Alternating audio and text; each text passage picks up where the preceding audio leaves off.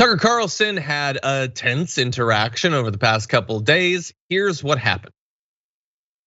Don't even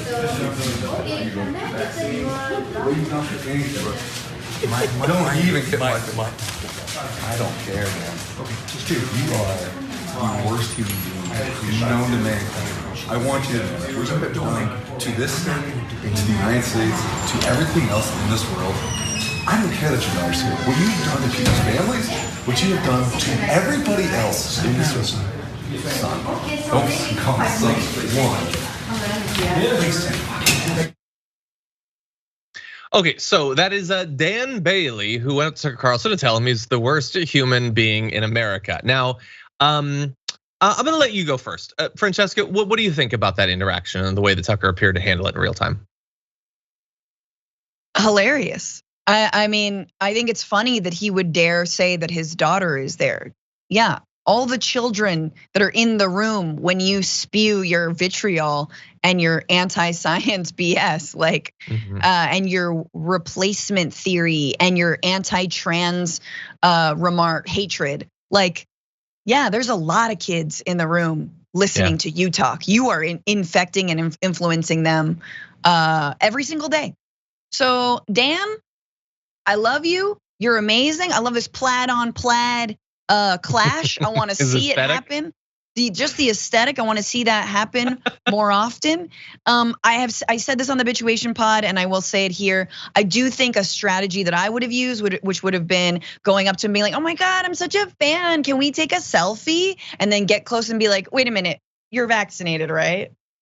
And he would have been like, "It'd be like the Matt Gaetz thing, kind of." Yeah, I think you're right. Look, we sometimes disagree on stuff like this in that I generally prefer less of this stuff to happen.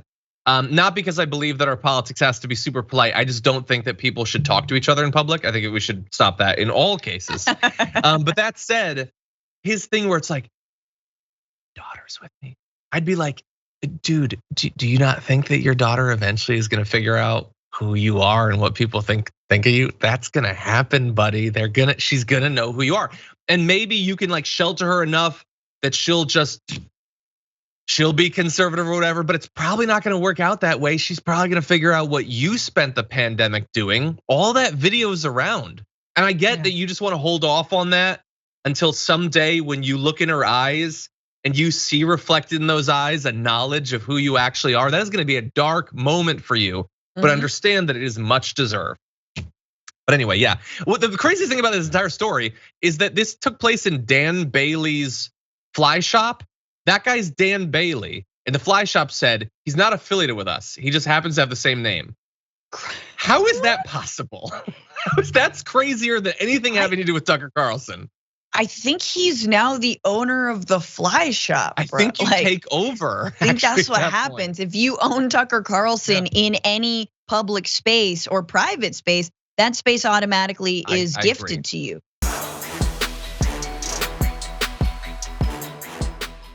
For more political news breakdowns, interviews, stories of activism, and me trying my hardest to care about the occasional big celebrity news story, subscribe to our YouTube channel at youtube.com/thedamagereport. And you can ring the bell wherever it is so you don't miss anything.